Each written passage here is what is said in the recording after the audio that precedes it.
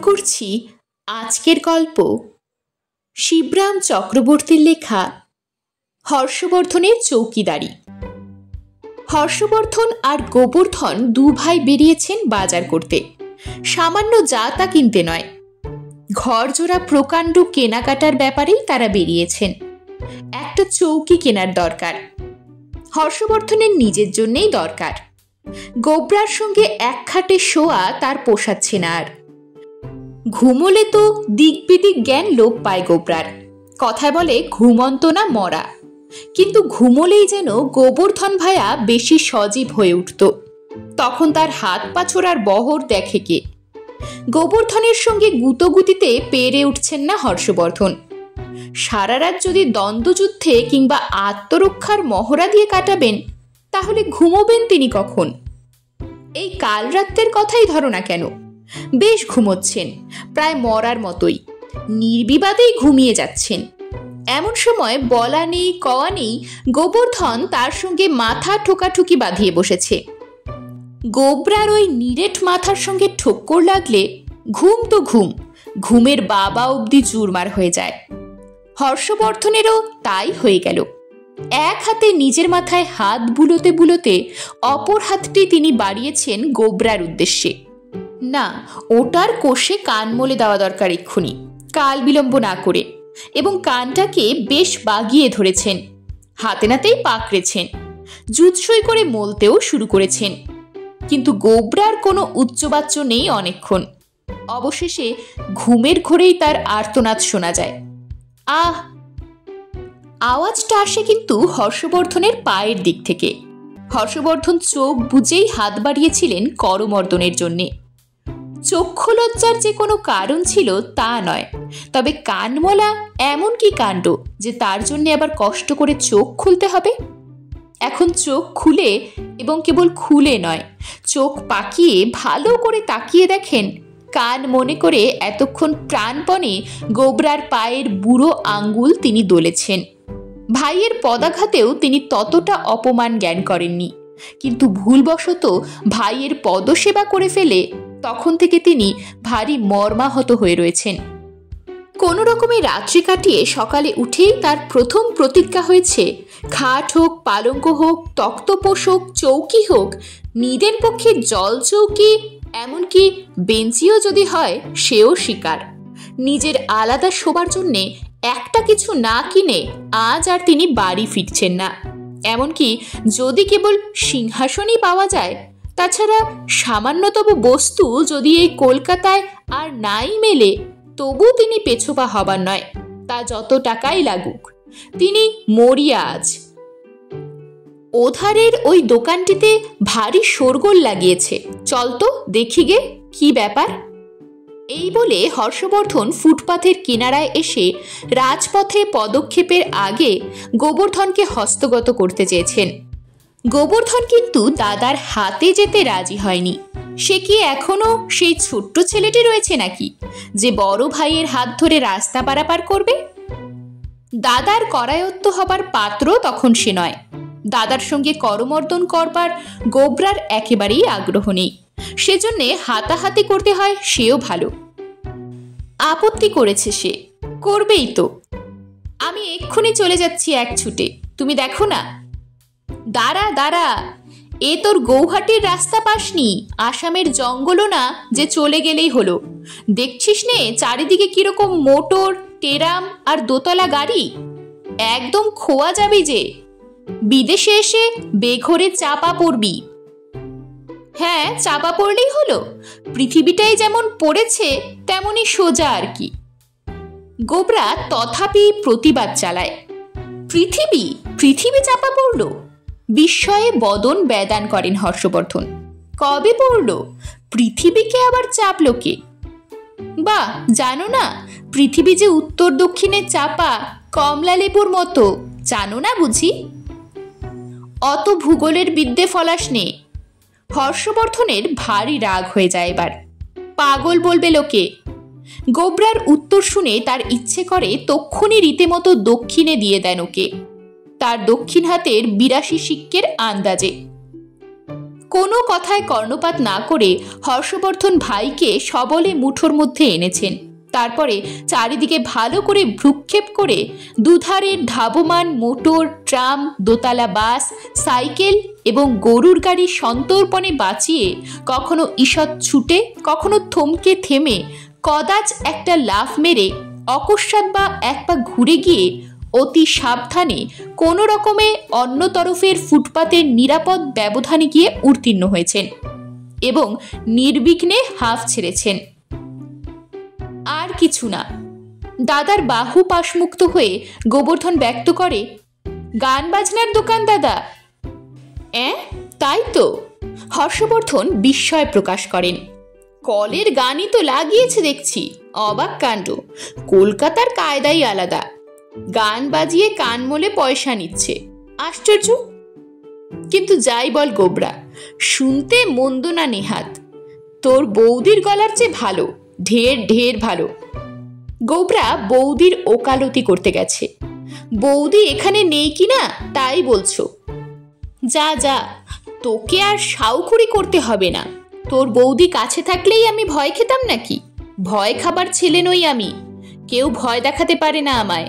তাহলে তোর বৌদির ওই জাহাবাজি গলা শুনেই ঘাবড়ে গিয়ে মারা যেতাম একদিনে। হ্যাঁ, কেন? বৌদির গান কি খুব মন্দ? চেহারাই বা এমন কি খারাপ? কেবল দুঃখ এই, চোখ বুজে থাকা যায়, কিন্তু কানের বোঝা যায় না কিছুতেই। হর্ষবর্ধন দীর্ঘশ্বাস ফেলেছেন। চল ভেতরে গিয়ে শোনা যাক। টাকা তো আছে, বিস্তর টাকাই সঙ্গে আছে।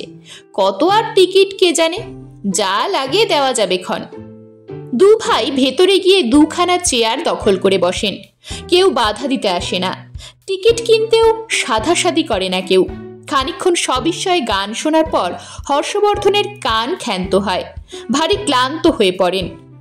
তখন তার চোখ চলকে ওঠে। দোকানের এদিকে ওদিকে দিকবিদিকে পাইচারি শুরু করে দেন। দাদার কৌতূহলে বিচলিত হয়ে গোবরাও চারিদিকে তাকাতে থাকে, কিন্তু দেখবার মতো তেমন কিছুই তার চোখে পড়ে না। ওই যে রে, ওই দেখ, ওই কোণে রে। হর্ষবর্ধন ভাইয়ের দৃষ্টি সুপরিচালিত করে। যা কিনতে বেরিয়েছি আমরা। গোবরা তাকিয়ে দেখে, তাই তো, চমৎকার পরিপাটি একটা শয়ন ব্যবস্থা অত্যন্ত অবহেলাতেই যেন কোণঠাসা করে রাখা হয়েছে। বিলেতি চৌকি বোধ হয়। কোন কাঠের কে জানে? কেমন রং, কি চমৎকার পালিশ দেখেছিস? 14 পুরুষেও এমন চৌকি দেখেনি। গোবরার উৎসাহ অদম্য হয়। উচ্ছ্বাস সে চাপতে পারে না। 74 পুরুষেও না দাদা। একেবারে নতুন ফ্যাশনের বিলিতি জিনিস কিনা, পায়াটায়া কিছু নেই, চারধার ঢাকা, আবার দেখতেও খাসা। তোর বৌদির চেয়ে ভালো ছাড়া খারাপ নয়। চল দাম করা যাক। এই জিনিসটার মূল্য কত?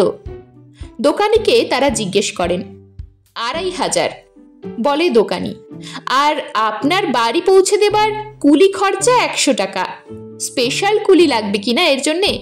যাবার ভারী হাঙ্গামা এসবে। 2500 বলেন কি মশাই? গোবরা যেন গাছ থেকে পড়েছে। একটা চৌকির দাম 2500? তারপর আর কথা বেরোয়নি তার। যাতায়াত খরচাও তো কম না। হর্ষবর্ধন বলছেন, রাহা খরচ এত? রাহা খরচ না রাহা জানি। টিপ্পনি কেটেছে গোবরা। হর্ষবর্ধন নিজেকে সামলে নিয়েছেন। বিলেতের আমদানি কি বলেন? শুধু এই প্রশ্নটুকু করেছেন। তারপর তার অনুমান সঙ্গত জবাব পেয়ে ওয়াকিবহাল হয়ে গোবরার জ্ঞান সম্পাদনে অগ্রসর হয়েছেন তিনি। তা এমন কি আর, তেমন কি বেশি। দম নিয়ে নবোদ্যমে লেগেছেন। 2500 বেশি কি এমন? খাস বিলেতের যে। লাটেরা সই এর উপর। লাটেরা, সম্রাটেরা, সাহেবরা সব সই। দামি হবে না? একটু আকড়াই হবে বই কি। ওই ধারের ওই ছোট্ট পিয়ানোটা যদি পছন্দ হয়, দোকানি পুনরূপী জানিয়েছেন, ওটা 1300 টাকায় ছাড়তে পারি। মায়ে মুটে খরচ সব। না, জল চৌকিতে আমার কুলোবে না মশাই। আরে বছরে শরীরটা তো দেখছেন, দৈর্ঘ্যে প্রস্থে কি কম কিছু? প্রশস্তভাবে দুঃখ প্রকাশ করেছেন হর্ষবর্ধন, নিজের সম্বন্ধে নির্লিপ্ত দুঃখ। এই বড়টাই আমার চাই, এই নিন 2600, আজই পাঠিয়ে দেবেন, কিন্তু রাত্রের আগেই যেন গিয়ে পড়ে, বুঝেছেন? 26খানা নোট গুনে দিয়ে বাড়ির ঠিকানা জানিয়ে দীর্ঘশ্বাস ফেলেছেন তিনি, সহাস্য বদনেই ফেলেছেন। সেদিন রজনীতে হর্ষবর্ধনের আনন্দ দেখে কে? তার নিজের বিছানা পড়েছে সেই প্রকাণ্ড পিয়ানোটায়, সমস্ত ঘরখানা জুড়েই জিনিসটার আড্ডা জমেছে বলতে গেলে। হর্ষবর্ধন আরামে গড়াগড়ি দেন তার উপর। বাহ, কি চমৎকার, কি তোফা, কি তাজ্জব! আমার মতোই লম্বা চওড়া, বাহ! আবার কি সব কারুকার্য অঙ্গ প্রত্যঙ্গে, খাস বিলেতের আজব জিনিস। চৌকির প্রশস্ততার সপক্ষে তার প্রশস্তি ফুরোতে চায় না। ভারী সুখ হবে আজ ঘুমিয়ে, সত্যি। গোবরা অদূরে সাবেক খাটে ম্রিয়মান হয়ে শুয়ে থাকে। দাদার বিরহের আসন্ন সম্ভাবনা। অর্ধরাত্রে ঘুমের ঘোরে গুতোবার জন্যে আর কাকে পাবে? কিংবা দাদার আনন্দের কলোচ্ছ্বাস কি তাকে বেশি কাতর করে, তা বলা যায় না। হর্ষবর্ধনের পুলক ধরে না। লাটেরা শোয়ে, সম্রাটেরা শোয়ে, বড় বড় সাহেব সুপুরা শুয়ে থাকে যাতে, সেই দেব দুর্লভ চৌকি কিনা তারই পদতলে আজ, তারই দেহভার বহন করছে সম্প্রতি। সমস্তটাই আগাগোড়া স্বপ্ন বলে তার সন্দেহ হতে থাকে। বকুনি ক্রমাগত বেড়েই চলে। কাল সেই 500 টাকার শালখানা কেচে এসে পড়লেই ব্যাস। যেমন দামি আসবাব তেমনি তার দামি ঢাকনা চাই বই কি। শাল দোশালাতেই তো মুড়তে হবে একে, তারপর আমায় পায় কে আর? তখন আমি বা কে আর ছোটলাটি বা কে? যতই শোনে গোবরা ততই আরো মুমূর্ষু হয়ে যায়। ওই যৎসামান্য সেকেলে পদার্থটা শুয়ে নিজেকে নিতান্ত অপদার্থ বলে ধারণা হতে থাকে তার। মুষড়ে গিয়ে ভারী সংক্ষিপ্ত হয়ে পড়ে সে। গোবরা, সেই পদ্যটা কি রে? সেই যে তুমি মোরে, আহা, সেই যে পাশের বাড়ির ছোড়াটা পড়ছিল সেদিন চেঁচিয়ে চেঁচিয়ে। রবিবাবুর না কার ছড়া নয়? হ্যাঁ হ্যাঁ, রবিবাবুর। তা এমন খাটে গড়াগড়ি দিয়ে তোদের ওই রবিবাবুর মেয়েলি পদ্য কেন? আমাদের মাইকেলের অমন দাঁত ভাঙা গদ্য গড়গড় করে পড়া যায়, আরামে পড়া যায়। এমন খাটে শুয়েই তো পড়তে হয়। এখনই তো পড়বার সময়। বল না পদ্যটা। গোবরাকে তিনি পুনঃ পুনঃ তাগাদা লাগান। কই, স্মরণে আসছে না তো। সাধু ভাষাতেই সে বলে। মনে করে পদ্য করতে গোবরার ছাই গরজ পড়েছে। ও তো আর কিছু স্বর্গে যায়নি। না, কিছু মনে পড়ে না। তোর মাথাটা বেজায় ফাঁকা, যা ঢোকে সঙ্গে সঙ্গে বেরিয়ে যায় সব। ভারী উজবুক তুই। আহা, সেই যে রে, সেই তুমি মোরে। হ্যাঁ হ্যাঁ, হয়েছে, তুমি মোরে করেছ সম্রাট। কিন্তু এর বেশি আর এক লাইনও তার মনে পড়ে না। অগত্যা বারবার প্রায় 22 বার সেই একটা লাইন তিনি আবৃত্তি করে যান। অবশেষে আবৃত্তির উপসংহারে আনন্দের আতিশয্যে পিয়ানোটাকে তিনি প্রণাম করে ফেলেন। দণ্ডবত হয়েই ছিলেন, কেবল উদ্দেশ্য মাথাটা ঠেকানো। ঠেকান কিংবা ঠোকেন বালিশে, তার নিজের সাম্রাজ্যে। তার জন্যে খুব বেশি বেগ পেতে হবে না তাকে। তারপর আবার সেই এক লাইনের পুনরাবৃত্তি শুরু হয় তার। গোবরার অসহ্য হয়ে ওঠে। বাড়ছে না কেন ছড়াটা? অনুসন্ধিৎসা সে ব্যক্ত করেই ফেলে। কেবল তো তখন থেকে একটা কথাই আওড়াচ্ছ, আর গদ নেই নাকি? বাড়ছে না কেন, সেই তো তার দাদারও বক্তব্য। বক্তব্য এবং জিজ্ঞাসা। কিন্তু মনে পড়লে তো বাড়বে। তার বেশ স্মরণে আছে, সেই ছেলেটা আরো বেশি বাড়িয়েছিল, অনেকক্ষণ ধরে অনেকখানি বাড়িয়েছিল।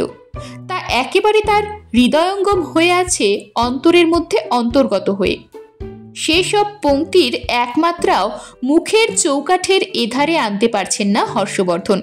অন্দর থেকে বৈঠকখানায় আসতেই চাইছে না তারা। ভারী মুশকিল ব্যাপার। বহুত ভেবেচিন্তে রবিবাবুর সাহায্য না নিয়ে, এমনকি কবির তোয়াক্কা না রেখেই একান্ত নিজের অধ্যাবসায়ে তিনি আরও একটু বাড়ান। শুতে দিয়ে তোমার উপর তুমি মোরে করেছ সম্রাট। মিলছে না যে। গোবরার তথাপি অসন্তোষ থেকে যায়। মিলছে কই? পদ্মরা সব মিলে যায় যে, সবাই জানে।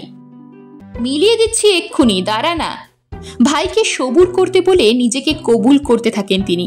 আবার তার আন্তরিক প্রয়াস আরম্ভ হয়। প্রায় আধ ঘন্টা ব্যাপী বহু দুশ্চেষ্টা, বিস্তর টানা হেঁচড়ার ফলে রবিবাবুর কি গোবরার কিংবা ও বাড়ির ছেলের কারো নাক ঢোকানোর অপেক্ষা না করে অন্য কারো বিনা পৃষ্ঠপোষকতায় সম্পূর্ণ আপনার যোগদানেই নিজেই তিনি নিজের অভ্যন্তর থেকেই আরও একটা গোটা বেশ মোটাসোটা লাইনকে বাগিয়ে ধরে সবেকে বার করে আনেন। এবং আরও বেশি বিস্ময়কর, এবার ওরা গলাগলি মিলে যায় নিজের থেকেই। ছোড়াদের যেমন বয়াটে দস্তুর চিরকেলে বদভ্যাস। বাল্মীকির মতো গর্বিত হন হর্ষবর্ধন। তার মা নিষাদ উচ্চারিত হয়, হে আমার খাট। উহু, একটা বিশেষণ দরকার খাটের সঙ্গে। খাটে খাপ খায়, মানায় এমন বিশেষণ। হে আমার লাট করা খাট, শুতে দিতে তোমার উপরে তুমি মোরে করেছ সম্রাট। এরপর গোবরা আর একটি কথাও বলতে পারে না, মুহ্যমান হয়ে পড়ে। 312 বার একাদিক্রমে সেই 3 লাইনের রক্ত তা শোনবার পর তার চৈতন্য লোপ পায়। হর্ষবর্ধনও নাজেহাল হয়ে নিজের হাল ছেড়ে দেন বেহালের মাথায়, ঘুমিয়েই পড়েন শেষে। হর্ষবর্ধনের বপুর বিশাল চাপ ক্রমশ চৌকি বেচারার কাঠের চামড়া দাবিয়ে তার হাড় পাঁজরায় গিয়ে লাগে। মাঝরাতে যেমনি না তিনি পাশ ফিরেছেন, অমনি বাজনা শুরু হয়ে গেছে পিয়ানোটায়। হর্ষবর্ধনের হঠাৎ ঘুম ভেঙে গেছে। চমকে উঠে বসেছেন তিনি। এ কি ভৌতিক কাণ্ড নাকি? নানাবিধ সুমিষ্ট আওয়াজ আসছে চৌকির ভেতর থেকে। আশ্চর্য! ডাকাডাকি করে তিনি গোবরার ঘুম ভাঙিয়েছেন। আরে এই গোবরা, চৌকিটা বাজে যে রে, চৌকিটা বাজে। ভয়ানক হাঁকডাক চালিয়েছেন। গোবরার শক্ত ঘুম কি সহজে ভাঙে? কিন্তু ভাঙবার সঙ্গে সঙ্গেই তার ঝনৎকার বেরিয়ে আসে। বাজেই তো হবে, অত দামি জিনিস কখনো বাজে না হয়ে যায় নাকি? আরে সে বাজে নয় যে, বাজছে। বাজনা লাগিয়েছে চৌকিটা আপনা থেকেই। আশ্চর্য! হর্ষবর্ধনের বাক্য বিস্ময়ে ভেঙে পড়ে। এবার গোবর্ধন ধর্মড়িয়ে বসে। তাই নাকি? তাই তো। দাদার লম্ফঝম্প এবং চৌকিদার জগদম্ভ সমান তালে চলেছে। হর্ষবর্ধন উৎসাহের বশে বিছানায় ইতস্তত হাত পা ছুটতে থাকেন। আর এক এক রকমের চমৎকার আওয়াজ বেরিয়ে আসে। বক্তব্য আর ফুরোয় না। দেখেছিস, এর আগা পাঁচতলায় রাগ রাগিনী। এ কি ব্যাপার? হর্ষবর্ধন হাঁ করে থাকেন। ভারী উপদ্রব বাঁধালে তো। সব রকম শুনে টুনে গোবরা পরিশেষে বিরক্তি প্রকাশ করে। ঘুমের দফা রফা, এ আর ঘুমোতে দেবে না কোনো দিন। তার বদনমণ্ডলে বিকারের চিহ্ন দেখা যায়। যতদিন বেঁচে থাকবে জ্বালিয়ে মারবে। বাবা, কে জানতো বিলেতের লোকেরা চৌকিতে বসে গান শোনে? এমন জানলে কিন্তু কে? তা তোর বৌদি পেলে খুশি হবে খুব, স্বর্গই পাবে হাতে। এ তো চৌকি না, রোশন চৌকি। সমস্ত খতিয়ে সবকিছু বিবেচনা করে অচিরেই তিনি আনন্দিত হয়ে ওঠেন। না, এতে আর শোয়া নয়, শাল মুড়ে রেখে দিতে হবে কালকে। পরে একদিন সুবিধে মতো বাড়ি পাঠিয়ে দেব, রেলগাড়ি চাপিয়ে তোর বৌদির জন্যে। সে গান বাজনা ভারী ভালোবাসে, তার সঙ্গেই ঠিক খাপ খাবে, ভাব জমবে, পোষাবে এর। শোয়াকে শোয়া, গানকে গান। হ্যাঁ, দুটোই বেশ হরদম চলবে। তারপর সসম্ভ্রমে রোশন চৌকি ছেড়ে দিয়ে গোবরার খট্টাঙ্গে নিজেকে চালান করেন তিনি।